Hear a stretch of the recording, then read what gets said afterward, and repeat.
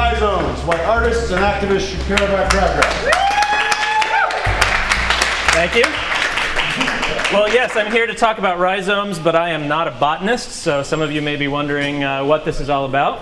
I'm here to talk about rhizomes as a metaphor, to think about what crabgrass could teach us about activism and about doing art in the 21st century.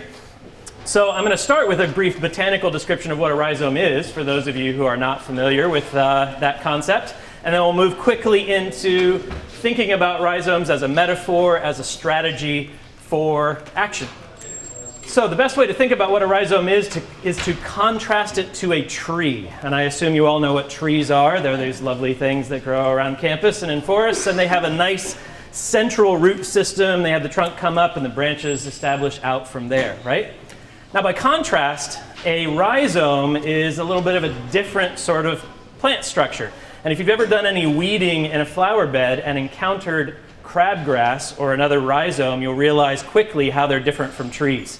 Because there's not a central root system. You might pull up a clump of grass thinking you've got this thing eradicated from your flower bed, and you find this little white-looking stalk of root that traces over to another clump of this stuff, which goes somewhere else, which goes somewhere else. And pretty soon you find you have this underground mass of roots that all these plants are connected by. So here, I actually brought pictures. I'm a visual learner, so thought some of you might be as well. Pull up the rhizome. There it is, crabgrass. See how those clumps of grass are all connected by the underground roots.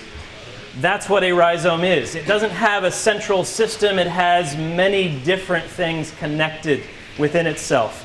Another example of a rhizome is this orchid, which imitates this wasp.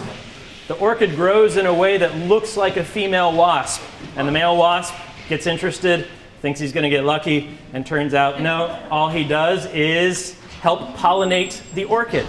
That wasp becomes a part of the orchid's reproductive system. These two very different things become connected through an unlikely combination of things.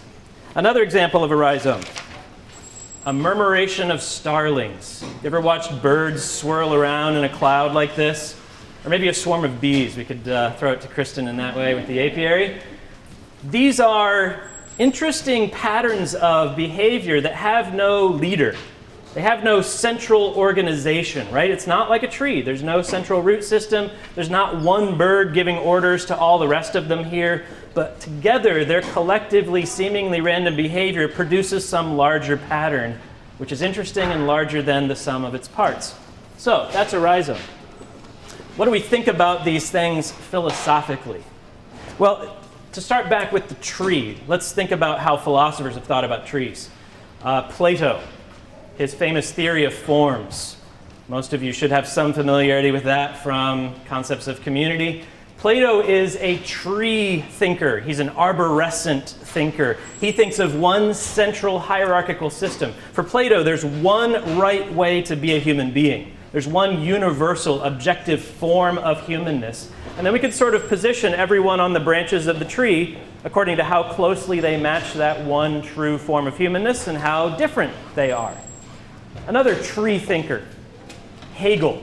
Hegel thinks about global development like a tree. He actually uses the metaphor in his writings to talk about the development of history and how history is going to end in one perfect way, which turns out to be German and Christian and, really convenient for Hegel. It's actually Hegel's own philosophy that brings history to an end and God's own self-awareness, and we'll leave Hegel alone for a while. But Hegel and Plato are good tree thinkers. They're arborescent in their logic. If we think about how this works out in globalization, a lot of people have listened to Plato and to Hegel and think about global development and global capitalism like a tree. They think that there's one right way to become modern. There's one root system and everything grows out from there. Maybe you've heard this language, maybe you've used it yourself. You ever heard of the developing world? What are we usually referring to with the developing world? Not us. Not us, not America, not Europe, right? We use it to refer to Latin America, Africa, parts of Southeast Asia, right?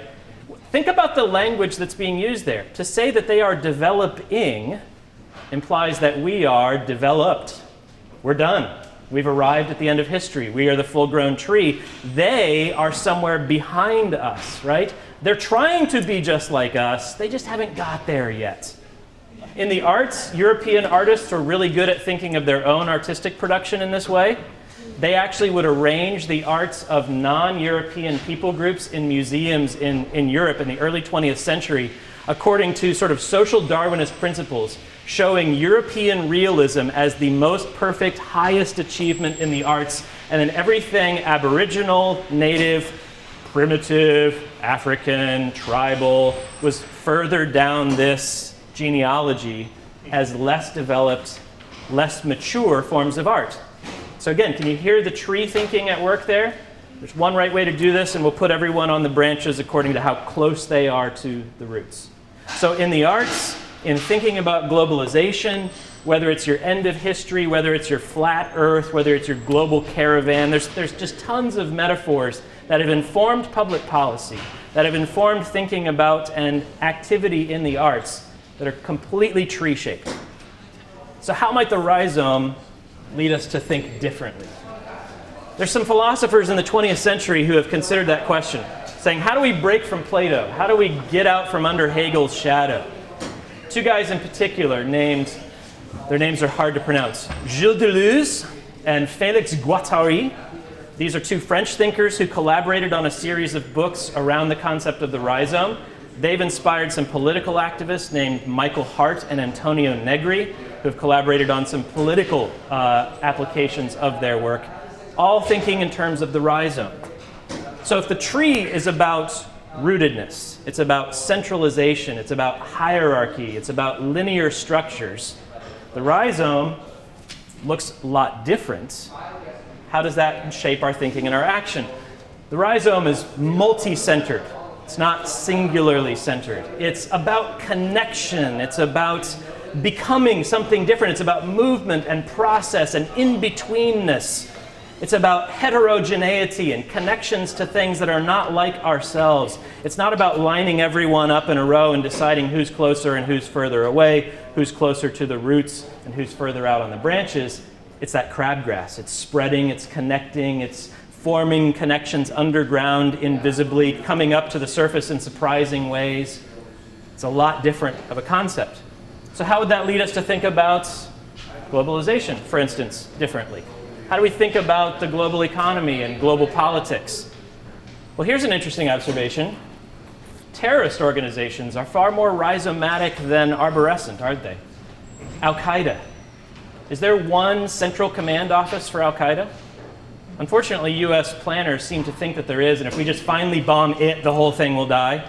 Right? They're trying to think of how do we pull this thing out of the garden? And there's one route, and if we could just get that. So we got Osama bin Laden, and what? Al-Qaeda's still there. I mean, the thing about Al-Qaeda is anyone can be Al-Qaeda if they just sort of decide to connect themselves to that subterranean network, right? How about Arab Spring?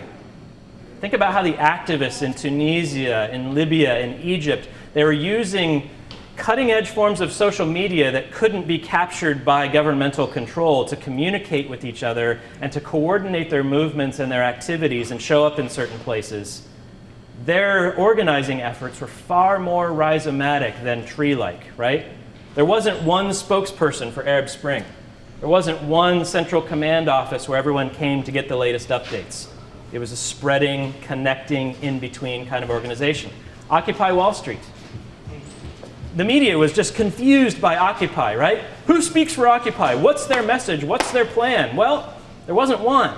There were many. They were all connecting around a very interesting set of overlapping interests that were not reducible to one common cause. But they had some common connections, a rhizomatic structure. So as we think about globalization, we have to think in these sort of rhizomatic terms and think, how can we form those kinds of connections? How can we be open to multiple ways of becoming modern? Not developed and developing, but how does development look in other parts of the world that may be radically different than it looks here? And how do we form rhizomatic connections to that? In the arts, a quick example of this would be street art. Street artists are getting out of the museum, which are easily captured by corporate control and big money interests, and saying we're going to put the art out where it can be connected with by common people, form surprising rhizomatic root connections instead of adhering to the tree structure of commodified art in the museums and the galleries. Now, the one thing to note at the end here is that every move you make rhizomatically is always subject to capture by the trees, right? The tree wants to establish its roots and its branches. The rhizome has to keep moving and keep growing and keep spreading in interesting ways throughout the trees. I think what's going on at Champlain, I'm brand new here this year, but I'm so pumped to be here because I see a lot of rhizomatic things going on at Champlain. The core curriculum, the interactions I have with colleagues, everything from neuroscientists to folklorists and everything in between, there's all kinds of rhizomes foraging up there in Aiken Hall and throughout the core classes. And I'm sure that the same thing is happening in the other disciplines, and I encourage you to think strategically about that and to take advantage of those opportunities, to form those kinds of connections, to become a player in the global rhizome that we're a part of today. So that's all I got. Thank you.